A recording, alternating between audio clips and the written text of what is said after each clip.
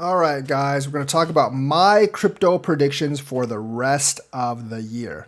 And we can make these because we got labor numbers, updated labor numbers from the BLS, now from Trump guys, and just like the previous guy, he rounded them way, way down. Not only did he round the job numbers from March 2024 to March 2025 down by 911,000, it seems like when the numbers come in for this year, from March to maybe September, they're going to be rounded down as well. So last year we did actually gain jobs, but 911,000 less than what we had thought. This year, I actually think those job numbers are going to be negative, especially with the tariffs. GDP is still positive, but that's because companies are cutting back. And obviously, the tariffs are really going to affect hiring numbers as companies cut back to streamline their costs. Obviously, small businesses are not really going to be hiring that hard because since the de minimis exception ended last month, they're going to be hard pressed as well. Now, that might be bad for the overall economy, but it's great for crypto because despite all of this, the stock market did not react negatively. The crypto market went down a little bit, but it's probably not because of this because we've been in this range for a while, and daily fluctuations basically bring us to this particular price. So the markets did not get rattled at all, meaning that they're probably not going to react to any of this, and they want the rate cuts. Now, the chance of a rate cut is at 100%. Some people are even saying it's a 50 basis point rate cut. I give that about a 30% chance of happening. I don't think a 50 basis point is happening, but now I actually think we're going to get 3 rate cuts by the end of the year. 25 in September, 25 in October, and 25 by December. So that's what we're actually looking at right now. The projected last time was 2. Now we're going to get 3 because the labor numbers are worse than usual. Now, this is all dependent on that the CPI does not go up on Thursday. And that number to actually look for right now is the projected is 2.9 core and 3.1 overall. There's also going to be the producer price index that's coming in. And that had better not say we went up by another 0.9 because that would be insane. Now, if the overall CPI is like 3.4, 3.5 or more, we are in a lot of trouble. If the core is like above 3.1, 3.2, we are in trouble as well because that signals that we are in stagflation, which means there's inflation and job numbers are coming down and this economy is stagnant and there is very little good way to actually get out of it. I suppose you could print out of it, go hyperinflation for a while, not really hyper, go like really strong inflation for a while and then deflate it back down. But there are obviously risks about that specific strategy.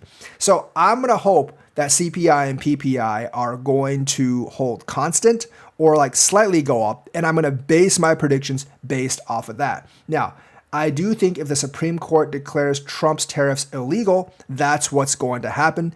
The inflation is not really going to go up, and the producer price index will actually slowly start to come down. And that is the best case scenario because that means like we get our rate cuts first, and then the inflation comes down anyways, and then Trump's Fed guy comes in next year and cuts it some more. Now, 3 consecutive rate cuts will bring us around to 3.5. And I think at that point, definitely there's going to be way, way more people that actually start to move money from bonds into stocks, especially if the CPI increases over the short term. Because if the inflation goes up, bond rates go down, what that means is like bond rates can no longer cover inflation and people will have to look for higher yield products. Now, a lot of them are going to be looking at the stock market, either the Dow Jones index, the NASDAQ index, or the S&P 500 index. But I think a significant portion of them are also going to come into crypto and they're going to bring that money into crypto. So people are really looking forward to that. But everyone is stickling on the CPI rate right now. If that goes way up, we're in a lot of trouble. And I can definitely see a big economic downturn where we have a recession. That would not actually be good for crypto. I still think some money would flow in even based on that, but I am just not overly optimistic about those projections because a bad economy generally does not mean good things for a cryptocurrency. And obviously we don't want that being in the actual crypto market. So that's where we are at this point in the cycle, and some people are still believing in the 4-year cycle. I say wait until December, January to see what happens. If we have that run, once the rates get really cut next year in May, then obviously the cycle is nonsense, and we are basically at the mercy of macroeconomic factors. So based on the fact that the tariffs hopefully will be declared illegal, and we're going to get 2 or 3 rate cuts before then, bringing the overall rate around 3.5 instead of 4.25 right now. Once again, I will keep my predictions that Bitcoin is going to go to about $180,000. Ethereum will get to about $9,000, maybe $10,000. Now, my prediction for Ethereum has actually gone to the upward side because of the Ethereum ETF. It's been doing pretty well against Bitcoin for the last couple of months. And I think once Bitcoin goes up again, it will actually reach newer all-time highs above $5,000. And then it will be in price discovery, and it'll actually have a decent amount of momentum. Also, the Ethereum ETFs, I think, are getting more popular than the Bitcoin ETFs, especially if they have Ethereum staking ETFs. I think staking ETFs are going to be huge, and it's going to be a big advantage that Ethereum actually has over Bitcoin because Ethereum has native staking. And obviously, if you are one of those companies that are buying the ETFs, you would obviously rather buy an ETF that generates a significant yield per year rather than one that generates zero yield per year because, that kind of makes sense.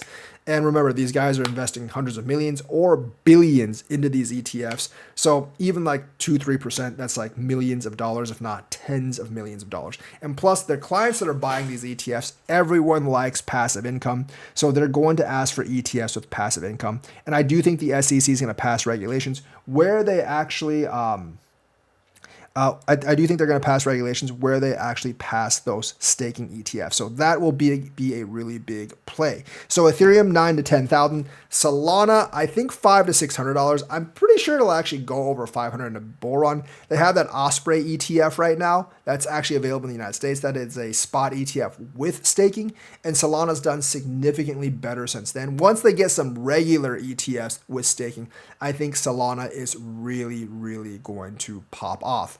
And I do believe that basically is coming in the next couple of months. The Osprey ETF is under another kind of sectional code. It's not like a regular based ETF, but we're going to get some regular ETFs coming in October, and I think more money is going to flow into those. Now, to be certain, BlackRock has actually not jumped into any of the non-Ethereum, non-Bitcoin ETFs, but Fidelity has. I think BlackRock will eventually jump in and embrace it, and that's when a lot of the alt runs are going to be starting. You have Solana, XRP, Cardano, Hbar, and a lot of the others that are going to get ETFs over the next 3-4 months, and I can see a plethora of money surging into the altcoin market. Top 10 coins, I would say maybe a 2-3x, but I think Binance get 3 to 5x because there will actually be a Binance ETF. Someone's actually filed for one, and plus they do buy back the coins with their profits and then burn the coins. So that has a positive effect on Binance's price. So realistically, I do think the interest rates and the yields will actually push people more into crypto. So I expect overall still about $10 trillion market cap for crypto once this is all said and done. I do expect Bitcoin to get to 180,000, maybe over 200,000 if we're lucky. If it gets over 200,000, we're definitely going over $10 trillion market cap, I think. But around 180,000, I think the overall market cap will get to about 10 trillion. Ethereum will get to about $9,000 to $10,000. The top, the next three to five coins will maybe get a 2 to 3x, maybe a 5x if you're lucky. Below that, I think that's when you get into that 5 to 7x range, and below the top 25, that's when you can possibly get into the 10x range. Obviously, for Hyperliquid, I actually think that can probably get a 4 to 5x. WBT, I'm not sure how that's going to do. May be able to get that as well. Obviously, something like Bonk, I still think it's possible that it gets 10x. Pepe, I think you can drop a 0. And obviously, the lower you go, the more potential these meme coins have. I think Turbo is going to do well. I think Floki is going to do well. And maybe there'll be a resurgence in some of those coins like Mudang, although I don't know if I would actually bet on the Hippo at this point. I think for the microcaps, overall, they'll probably 20 to 30x the microcaps, but it's going to be pulled up by those. The average is definitely going to be pulled up by those few coins to get 100x, and a lot of those other coins are pretty much just going to die at this point. So if you're choosing those, I would definitely choose like the DeFi apps that seem to have a lot of growth. I think those are going to do well. Definitely some of the developer apps and like apps that you see trending or have a big community behind it. I think those are the ones that are going to do well. I would definitely look at like exchanges that are up and coming, especially with like good user activity. Because like if you pick the right one, like 50, 100x is still possible in those micro caps. But for every 3 or for every 10 you pick, maybe only one of them works out right. If you want to be more safer, I would look at big projects on Solana, big projects on Sui, big projects even on BSC. And I think those are a little bit safer, but they might not get you the same ROI. But I mean, overall, my projections still about 180 for Bitcoin, and that should actually reach either in January or in May. And if it actually reaches if the height is in May, I actually do expect it to be maybe 200 or higher. I'm not sure like how much of a secondary pump we're gonna get if Trump guy just like cuts like 100 basis points all of a sudden. I'm sure the market will actually pump a little bit before dumping, and I think altcoins will go at it too. Because at that point, I expect the rate to be like 3.5, maybe even 3. And then if he cuts it to like 2 or 1, that's basically like really cheap money. That'll make housing prices essentially skyrocket because people will be buying houses again and the demand will overstrip the supply. But in the crypto market, in the investment market, it's definitely going to force people to go into more risk-bound assets as like the treasury bonds drop to like, 2-3%. And as inflation is going to probably stay above 2 for a while, because of the tariffs. But if the tariffs go away, it might actually drop to 2% as well. But an inflation rate that's essentially equal to the basically a bond rate, people aren't going to be too excited about bonds, and they're going to go into stocks and crypto, and that's where a lot of the money will actually flow in. So like below the top 100, I expect the average multiplier will be about like 10 or so, but the median multiplier might only be like 0 or 1. Average and median are two different things because most of those alts are probably going to die and not do anything. The median could be like 0 or 1, but the average is going to get pulled up by those coins that get like 100x or like 50x or something. So that's kind of like take a risk as you see fit, and you have to pay attention very, very closely to trends. So yeah, those are my predictions for the overall crypto market. Bitcoin 180K, but if we have that last peak in May, it's going to be 200K or higher. Ethereum, maybe like 9-10K, but if we have that second peak, we might get to like 12K or so, and possibly even higher. Solana, like XRP, and Binance, maybe like 3x, 2 to 3x, depending on how it goes. I do think BSC and Solana should perform better because they have big ecosystems, especially for Solana. Cardano, and like Tron stuff. Like Tron has connections with the Trump administration, so they should do okay. Cardano, like they still don't have USDC or USDT. Charles is lambasting the Cardano Foundation for not getting the stablecoin stuff right, but he's not really helping himself either, mainly because of his ego or whatever. So I'm not really sure how that's actually going to work. I think Cardano still can get to about $5. We have a good bull run, especially if we have that second higher peak in May, which is very, very speculative whether we have it or not.